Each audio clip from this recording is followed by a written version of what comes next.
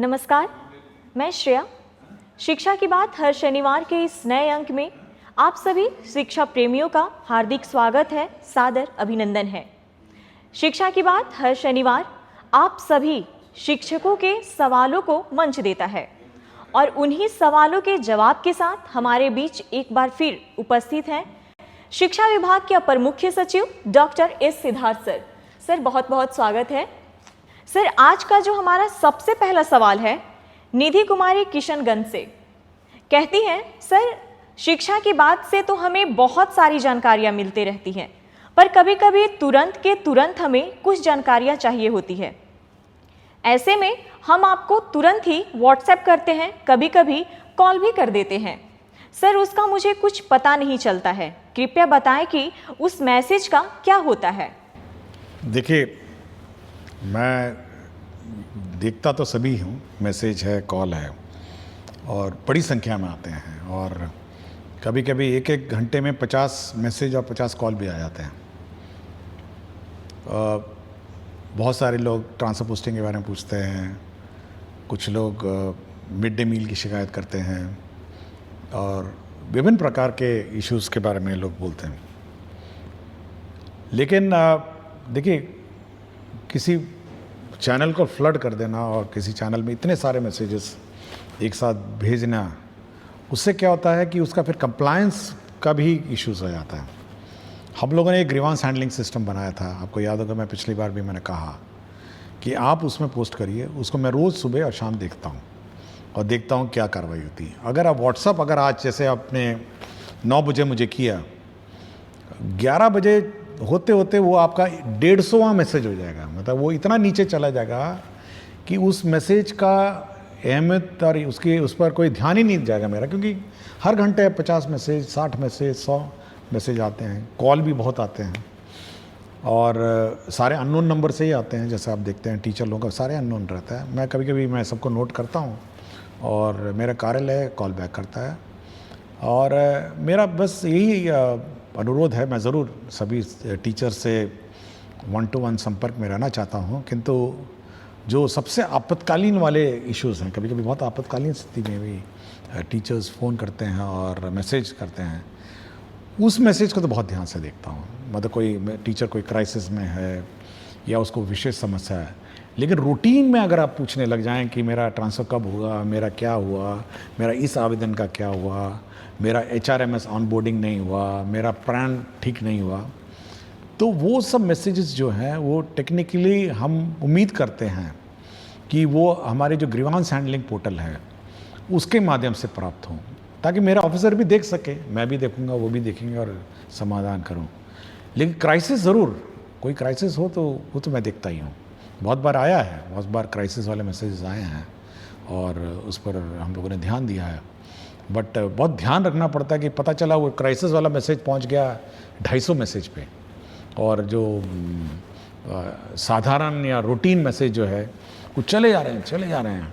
तो सरकारी नंबर है, सब जगह सबको पता तो चल ही जाता है, किंतु थोड़ा कौन सा मैसेज किस चैनल में भेजना हो और कौन सा मैसेज किस मतलब संपर्क कार्यालय में भेजे जाएं, वो थोड़ा ध्यान रखना चाहिए। और आपको पता होगा, मैंने इवन जो वेतन की बात हुई, बहुत सारे लोग HRMS, प्रान नंबर और कि 2 महीने से मुझे वेतन नहीं मिला, मेरा प्रान नंबर ठीक नहीं हुआ, तो हम लोगों ने ये भी कहा कि भाई ये सब DO का काम है और DO नहीं अगर करेंगे तो वो अपना वेतन नहीं निकालेंगे और उनके पूरे कार्यालय का वेतन नहीं निकलेगा। ऐसा नहीं कि मैंने कहा पूरे के पूरे शिक्षा जो व्यवस्था है, जो क्लर्क्स हैं, जो हमारे ऑफिसर्स हैं, किसी का वेतन नहीं निकलेगा और टीचर का वेतन निकलेगा। इसलिए थोड़ा इस पर टीचर लोगों को ध्यान देना चाहिए और वही मैसेज भेजें जो आपको लगता है कि बहुत क्राइसिस है और ACS का ध्यान इमीडिएटली इस पर होना चाहिए। और usually most of the messages मैं फॉरवर्ड कर देता हूँ अपने ऑफिसर्स को और बहुतों को कॉल बैक भी आता होगा, सब लोग देखते होंगे, बट चैनल अप्रोप्रिएट चैनल होगा कि आप ग्रीवांस हैंडलिंग जो पोर्टल है उस पर आप पोस्ट करें। सर दूसरा सवाल स्मिता श्री, उत्क्रमित उच्चतर माध्यमिक विद्यालय असुरारी बरौनी बेगूसराय से। सर, मैंने अनुभव किया है कि कक्षा में गहन प्रयास करने के बाद भी यथेष्ट आउटपुट विद्यार्थियों के लर्निंग के रूप में नहीं मिलता है। विश्लेषण करने पर मैंने पाया कि सबसे बड़ी खोट बच्चों की लगातार अनुपस्थिति या फिर अनियमित अनुपस्थिति है, जिससे वो पाठ में सिखाए गए विषयों को क्रम में नहीं ले पाते हैं और न ही सजगता से स्मरण में संग्रहित कर पाते हैं। हम सर्व शिक्षा लागू करने के चौथाई दशक आगे आ चुके हैं और 86वें संविधान संशोधन में बच्चों को शिक्षा दिलाने को मौलिक कर्तव्य के रूप में रखने के बावजूद अभी तक अभिभावकों की इसके लिए कोई जिम्मेदारी नहीं तय कर पाए हैं। क्या मैं उम्मीद कर सकती हूँ कि गुणवत्तापूर्ण शिक्षा के लिए आपके प्रयासों में आप इस संबंधित कोई निर्देश देंगे, जिससे विद्यालय के हाथ सशक्त हो और अधिगम आउटपुट बढ़े? देखिए, अगर आप किसी सरकारी व्यवस्था में, तो सरकारी स्कूल है और प्राइवेट स्कूल भी आप देखते होंगे, और अगर कोई स्टूडेंट प्राइवेट स्कूल में लगातार अनुपस्थित होता है और अनियमित है, तो उसको चिट्ठी उसके माता पिता को भेज देते हैं कि भाई आपके टीचर, आपके जो स्टूडेंट है और आपके जो छात्र छात्रा है, हम लोग स्कूल से बाहर निकाल देंगे। यह व्यवस्था आपके पेरेंट टीचर मीटिंग में और आपको भी है। मतलब अगर आप उसको नोटिस देंगे कि आप अपने बच्चे को लगातार नियमित नहीं आएंगे, तो हम उस स्टूडेंट को हम लोग स्कूल से निकाल देंगे, अनलेस एंड अनटिल कोई विशेष व्यवस्था हो। ये व्यवस्था आज भी हेडमास्टर के पास है और आज भी क्लास टीचर के पास है। ये हम लोगों ने ना ही उनसे लिया है। और यह भी मैंने देखा है कि बहुत सारे बच्चे सरकारी स्कूल में नामांकन करते हैं और ट्यूशन में चले जाते हैं, क्योंकि हाल ही में मैंने एक देखा था। तो यह बिल्कुल इलीगल है और अनियमित है। और अगर कोई बच्चा ट्यूशन के बहाने सरकारी स्कूल से लापता रहता है, तो यह हेडमास्टर और जो टीचर है, ये उनके पेरेंट को नोटिस देंगे कि यदि आप अपने टीचर स्टूडेंट को नियमित रूप से नहीं भेजेंगे, तो हम लोग उसका नाम काट देंगे। ये बिल्कुल स्पष्ट होना चाहिए, क्योंकि ऐसा नहीं हो सकता है कि आप 270 दिन का आपका स्कूलिंग है, आप 50 दिन आ जाएं और ये उम्मीद करें कि हम लोग गुणवत्ता शिक्षा देंगे। ये पॉसिबल नहीं है। यह पेरेंट का भी दायित्व है कि बच्चे को सुबह से उठाएं, सुबह सुबह स्कूल भेजें और समय पे भेजें। बहुत सारी समस्या हो सकती है, कोई व्यक्तिगत विशेष समस्या हो सकती है, और मैं चाहूँगा कि ये सख्ती टीचर्स भी बरतें और हेडमास्टर भी बरतें और पेरेंट्स को सचेत कर दें कि अगर आपका बच्चा नहीं आएगा, एक बार लिखित में दे दें कि भाई देखिए ऐसा है, आपका बच्चा फलाना दिन इस महीने में इतने दिन आया और इतने दिन नहीं आया, और ये बिल्कुल खेद का विषय है, और ये इसमें अगर सुधार नहीं होगा तो हम आपके बच्चे को स्कूल से बाहर निकाल देंगे। यह चेतावनी देनी चाहिए। हम वो वाला सिस्टम नहीं लागू कर रहे हैं कि 3 दिन में अगर स्कूल में नहीं आया तो नाम काट दिया जाए। हो सकता है कोई बीमारी हो सकता है या कोई घर पे कोई विशेष समस्या हो सकती है, लेकिन अगर डिलिब्रेट आप ट्यूशन में पढ़ेंगे या कहीं और जाके पढ़ते रहेंगे और इस स्कूल में नहीं आएंगे, तो अनावश्यक रूप से आप पूरे शैक्षणिक माहौल को बिगाड़ेंगे। तो इस टीचर्स और हेडमास्टर इस संबंध में सजग रहें, और पेरेंट टीचर्स मीटिंग में पेरेंट्स नहीं आते हैं तब भी चेतावनी दें। थोड़ी कड़ाई करनी पड़ेगी। देखिए, शैक्षणिक व्यवस्था ऐसे नहीं हो सकती है। यह कोई ऐसा व्यवस्था नहीं है कि हम लोग वन साइडेड मेहनत कर रहे हैं और वहाँ पे अभिभावक इसको लाइटली ले रहे हैं या बच्चे बहुत लाइटली ले रहे हैं। नहीं, ये नहीं ले सकते। सरकार कितना पैसा इसमें डालती है, कितना टीचर बहाल कर चुकी है, कितने बुक्स आपको फ्री दिए हैं, कितना स्कॉलरशिप देती है, कितनी राशि इसमें व्यय होता है। इस व्यवस्था को लाइटली नहीं लिया जा सकता है। हम मेहनत करेंगे तो अभिभावक को भी मेहनत करना पड़ेगा और बच्चों को भी मेहनत करके स्कूल में आना पड़ेगा। ये दोनों तरफ है। टीचर्स बहुत मेहनत कर रहे हैं, बिल्कुल ठीक बोली हैं कि इतनी मेहनत करती हैं, उसके बाद भी बच्चा अगर गायब हो जाएगा तो कार्रवाई हो जानी चाहिए। ये हम लोग कोई मतलब ऐसी व्यवस्था नहीं हम लोग चाह रहे हैं कि एक तरफा हम मेहनत करते रहें और दूर से बच्चा ही नहीं आए और बच्चा भाग जाए। तो ये थोड़ा tightening of the system, parent को चेतावनी, पेरेंट को नोटिस, और उसके बाद टर्मिनेट कर दीजिए। कोई बोले जाइए अपना जहाँ पढ़ाना पढ़ाइए, हम इस पर इसकी जवाबदेही नहीं लेंगे। आप 50 दिन नहीं आएंगे तो क्या जवाब दे लेंगे आपकी पढ़ाई का? कॉलेज में ट्राई करिए, आपका अटेंडेंस नहीं होगा तो एग्ज़ाम लिखने नहीं देगा। प्राइवेट स्कूल में 3 दिन अगर नहीं आएंगे, 4 दिन नहीं आएंगे, सप्ताह भर नहीं, अगले दिन टीसी दे देगा आपको। तो थोड़ा कड़ाई टीचर्स को और हेडमास्टर को करनी पड़ेगी, जितने अभिभावक हैं। सर अगला सवाल पुष्पा प्रसाद राजकीय कन्या मध्य विश्वविद्यालय कुचायकोट गोपालगंज से है। कहती हैं, सर को मेरा प्रणाम। सर, हमारे सरकारी विद्यालयों में प्रायः गरीब परिवार की बच्चियां पढ़ती हैं। मेरे द्वारा बच्चियों के स्वास्थ्य पर विद्यालय में कार्य किए जा रहे हैं। सर, मैं यह प्रश्न पूछना चाहती हूं कि सरकारी विद्यालयों में 6ठी से 8वीं या ऊपर कक्षा में बच्चियों के साथ माहवारी के समय स्कूल आना बहुत मुश्किल होता है। सरकार के द्वारा सैनिटरी पैड मशीन की व्यवस्था स्कूल को कैसे उपलब्ध होगी, जिससे कि बच्चियों की पढ़ाई उस दौरान बाधित नहीं हो सके? देखिए, राज्य सरकार द्वारा एक योजना चलाई जाती है, मुख्यमंत्री किशोरी स्वास्थ्य योजना, और राज्य सरकार सभी को डीबीटी के माध्यम से 300 रुपये देती है। हम लोग पहले लेट देते थे साल के अंत में, इस बार हम लोग शुरू में देना चाह रहे हैं और ये अगला 1 महीना में ये भी ट्रांसफ़र हो जाएगा।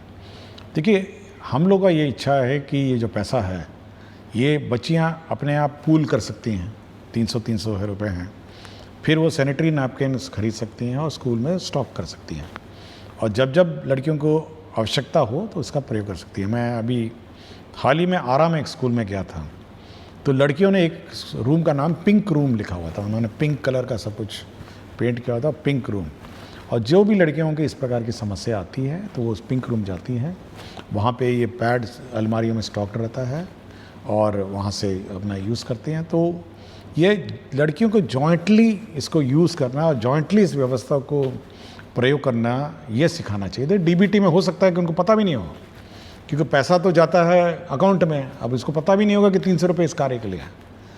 तो ये मैं इस माध्यम से ये कहना चाहूँगा कि जो लेडी टीचर्स हैं वो सभी लड़कियों को ये बात सिखाएं कि भाई 300 रुपये आए हैं, 10 लड़कियां हो गई तो 3000 रुपये हो जाएगा, और मतलब 100 लड़कियां हो जाएंगी तो आपका 30,000 रुपये हो जाएंगे। तो ये सब इकट्ठा करके एक साथ वो परचेज कर सकती हैं इन लॉट्स और फिर यूज़ कर सकती हैं। तो लड़कियां इस पीरियड में स्कूल नहीं मिस करें, सरकार की ये मंशा है कि वो इस योजना का लाभ उठाएं, अवेयर हों, सबसे पहले तो अवेयर हो, और दूसरा इसका लाभ उठाएं, और साथ ही साथ सुनिश्चित करें कि उनकी पढ़ाई डिस्टर्ब नहीं। सर अगला सवाल अंकित कुमार करते हैं, मैं एससी सर से ये कहना चाहता हूँ कि आप स्कूल के साथ साथ बच्चों को जेईई नीट लेवल के लिए स्पेशल टीचर को लाया जाए, जिससे बिहार के ज़्यादा से ज़्यादा बच्चा आईआईटी और एम्स में जा सके। देखिए, हम लोग मैंने पिछले शायद एक एपिसोड से पहले मैंने कहा था कि हम लोग ऑनलाइन कोर्सेज चलाने की कार्रवाई कर रहे हैं, और जल्दी ही ऑनलाइन इस कोर्सेज शुरू करेंगे, और जो भी बच्चे हैं, जो मेरिटोरियस बच्चे हैं, वो इस ऑनलाइन में इनरोल होंगे और प्रश्न भी पूछ सकते हैं और क्वेश्चन कर सकते हैं। तो ये हम लोग ऑन जॉब हैं, तो थोड़ा हमको समय लग रहा है क्योंकि ये नई व्यवस्था है, तो इसको हम लोग शुरू करेंगे। पहले सबसे पहले तो हम लोग जो मेरिटोरियस स्टूडेंट हैं उसको आइडेंटिफाई करेंगे और एनरोल करेंगे। अगला सवाल श्रीकांत विद्यालय अध्यापक उच्च माध्यमिक विद्यालय टांडा पर शेखपुरा से। सर को सादर प्रणाम। निवेदन पूर्वक कहना है कि शिक्षण मज़ेदार जॉब तो है, परंतु विद्यालय पाठ्यक्रम करते करते शिक्षक मानसिक रूप से बर्नआउट हो जाते हैं। पूर्व में इस बर्नआउट के उपचार स्वरूप संकुल, बीआरसी एवं जिला स्तर पर कई तरह के प्रशिक्षण की व्यवस्था थी। वह चाहे 1, 2 अथवा 5 दिवसीय ही होती थी, पर उससे शिक्षक तरोताजा, नयापन एवं उत्साहित महसूस करते थे। मेरा सवाल है कि शिक्षकों को बर्नआउट होने से बचाने के लिए वर्तमान में सरकार की क्या योजना है? देखिए, अगर मतलब आप कार्य को किस प्रकार लेते हैं उस पर आपकी मानसिक स्थिति पर प्रभाव पड़ता है। मैं भी 3 डिपार्टमेंट के प्रभार में, शिक्षा विभाग का मेरा अतिरिक्त प्रभार है, मूल प्रभार मेरा मुख्यमंत्री के का प्रधान सचिव का प्रभार है और मंत्रिमंडल सचिवालय भी मेरे प्रभार में। आज ही मतलब कल ही मेरी आप देखे होंगे कि मंत्रिमंडल की बैठक हुई। उसके बाद देखिए अब यह है कि इस पूरे कार्य का बैलेंस करता हूँ मैं, और मेरा अपना मानना है, मतलब समय तो मुझे मिलता भी नहीं है, मतलब इधर से उस कार्यालय से उधर कार्यालय, लेकिन अगर आप अपने कार्य को एंजॉय नहीं करेंगे, मतलब आपको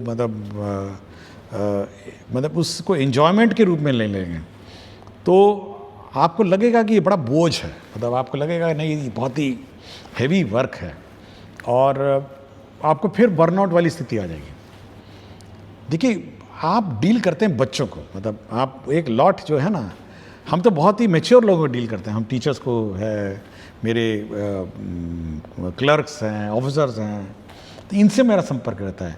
लेकिन आप सोचते हैं वो चहचहाते बच्चे जो हैं, जो सीखने की ललत है, तो आप उसमें इन्वॉल्व जब हो जाएंगे ना, तो आपको बर्नआउट की व्यवस्था मतलब नहीं लगेगी। आप मतलब आप बोर हो रहे हैं, ठीक है, आप एक रूटीन जो कैलेंडर है, routine way of teaching, teaching के रूटीन में बदलाव कर लीजिए, थोड़ा FLN किट लाइए, कुछ प्लेइंग मोड से करिए, और कुछ बच्चों को इन्वॉल्व करके लर्निंग मोड के मतलब डेवलप करिए।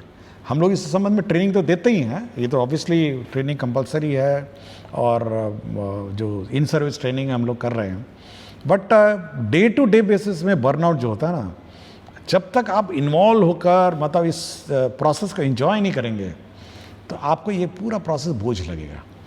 अगर हम समझ लें कि भाई मेरा ये 3 डिपार्टमेंट है, इसको हम बोझ समझ लें, आप सोचिए कि अंत में शाम के वक्त में क्या स्थिति मेरी हो जाएगी।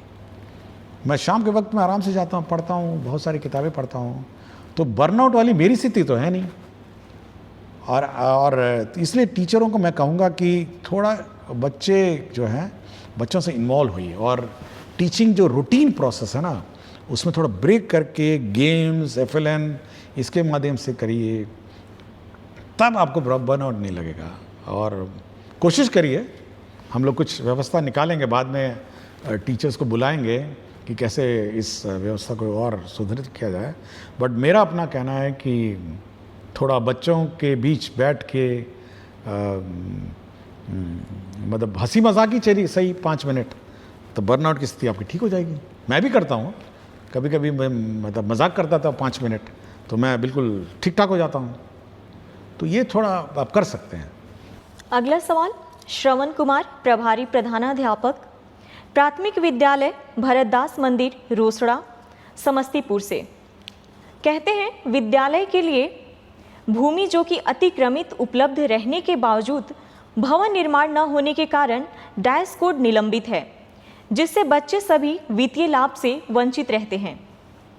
यूडायस पोर्टल एवं ई शिक्षा कोष पोर्टल पर बच्चों के विभिन्न रिकॉर्ड का संधारण नहीं हो पाता है। मंदिर परिसर में ही विद्यालय का संचालन किया जाता है, अतः अतिक्रमित भूमि को अतिक्रमण मुक्त कराते हुए विद्यालय भवन का निर्माण कर बंद डायस कोड चालू करवाने की कृपा करें, जिससे बच्चों को सभी योजना का लाभ प्राप्त हो सके।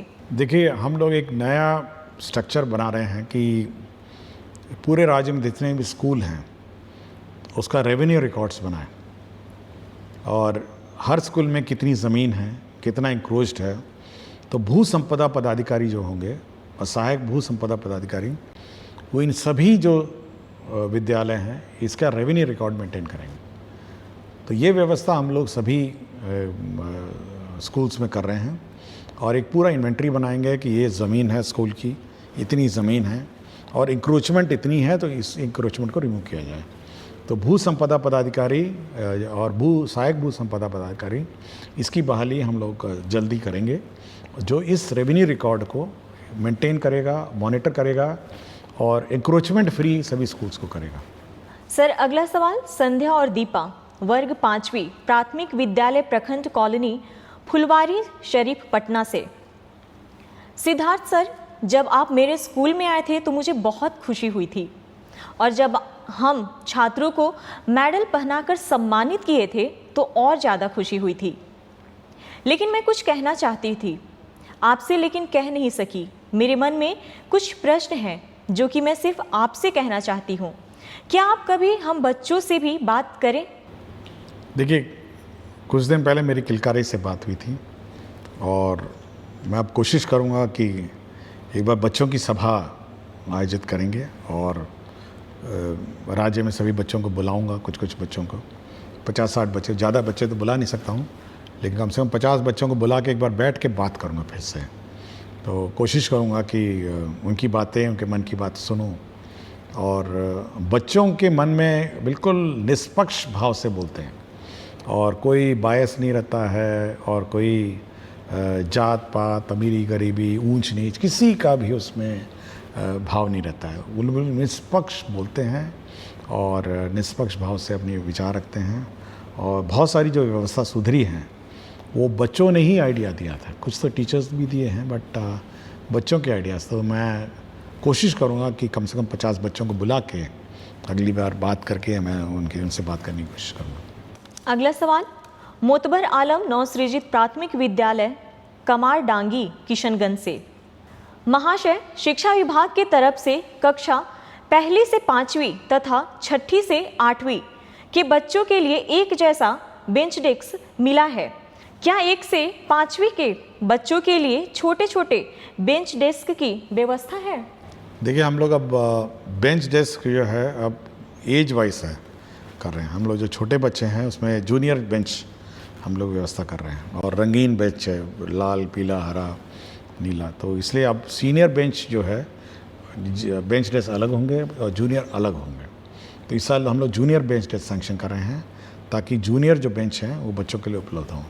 और हम चाहेंगे जहाँ जहाँ जूनियर क्लासेस में जो सीनियर बेंच लग गए हैं उसको सीनियर क्लास में शिफ्ट कर दिया जाए और जूनियर बच्चे, छोटे छोटे बच्चे जो है छोटे बेंच पे बैठे। तो इस साल हम लोग सैंक्शन कर रहे हैं। अगला सवाल नवीन कुमार प्राथमिक विद्यालय हरपुर होरिल में विशिष्ट शिक्षक हैं। कहते हैं, सर मेरा ये आग्रह है कि अगर सारे विद्यालय में कम से कम एक स्मार्ट बोर्ड की व्यवस्था हो जाती तो पढ़ाने में बहुत मदद मिलती। सर, आने वाले दिनों में विभाग इस पर कोई प्लान है? देखिए, हम लोग 1 to 5 चाहते हैं कि किताबों से पढ़ाई हो और 1 to 5 में हम लोग स्मार्ट बोर्ड जानबूझ के इंट्रोड्यूस नहीं कर रहे हैं, लेकिन 6 से हर क्लासरूम में, 6 से हर स्कूल में हम लोग स्मार्ट बोर्ड उपलब्ध कराएंगे 6 के बाद से। लेकिन 1 to 5 फिजिकली बुक से पढ़ेंगे और 6 से जो भी स्कूल है, 6 से बाद के स्कूल हैं उसमें स्मार्ट क्लास हम लोग इस्टेब्लिश करेंगे। इस साल हम लोग का यही टारगेट है। अगला सवाल डॉक्टर पूनम कुमारी हाई स्कूल निखती कला रघुनाथपुर सिवान से +2 की हिंदी की शिक्षिका हैं। सर, हमारे यहाँ +2 में छात्र छात्राओं की उपस्थिति की बहुत समस्या है। मैंने घर घर जाकर उनको विद्यालय लाने की बहुत कोशिश की, लेकिन सभी का कहना है कि विद्यालय जाने पर हमारा पूरा दिन बर्बाद हो जाता है और कोचिंग में सिर्फ 2 घंटे में ही हमारी पढ़ाई पूरी हो जाती है। कुछ बच्चे आना भी चाहते हैं तो उनकी कोचिंग की टाइमिंग विद्यालय के समय ही रखा गया है। अतः मेरा प्रश्न यह है कि +2 विद्यालय में उपस्थिति सुधारने के लिए विभाग कुछ काम कर रहा है कि नहीं?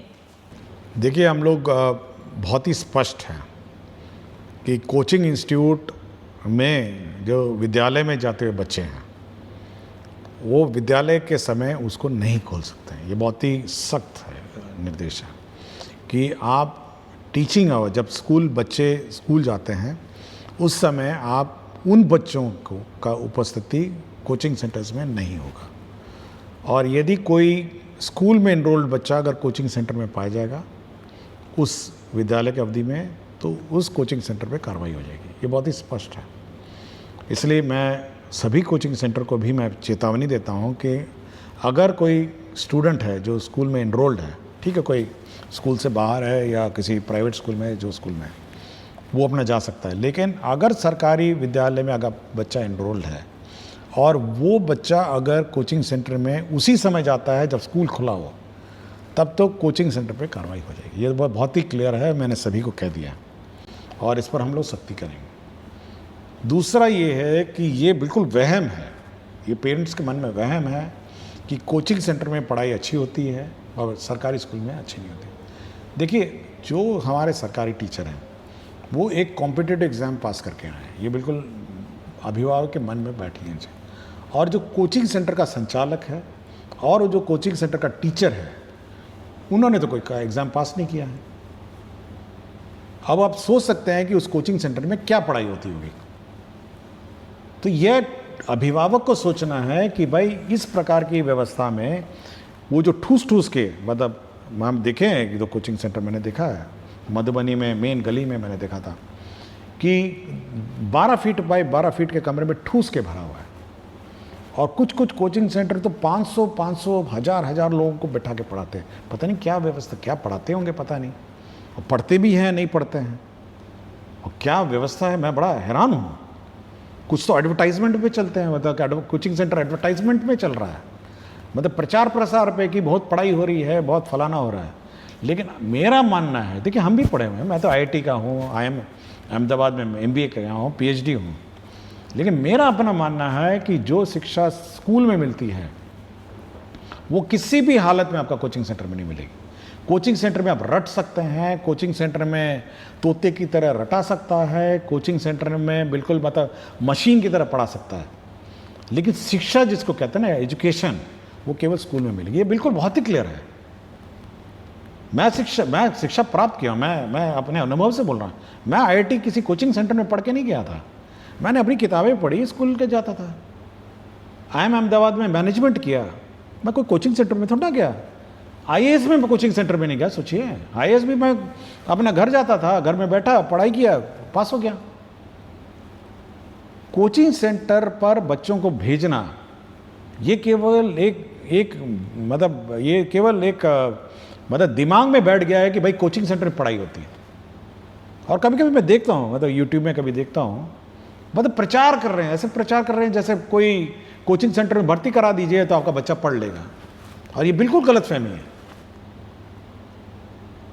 तो मैं ये कहूँगा अभिभावक से, भाई आपको बाद में पढ़ाना, जब पढ़ाना पढ़ाइए ना, आप स्कूल आवर के बाद पढ़ाइए, स्कूल शाम को जाके पढ़ाइए ना, 2 घंटा 3 घंटा जाइए पढ़ाइए, मुझे कोई प्रॉब्लम नहीं।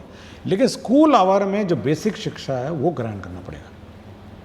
और उस समय उस बच्चे को अगर कोचिंग सेंटर में भेजेंगे और कोचिंग सेंटर उसको एडमिट कर लेगा तो कोचिंग सेंटर पे कार्रवाई हो जाएगी।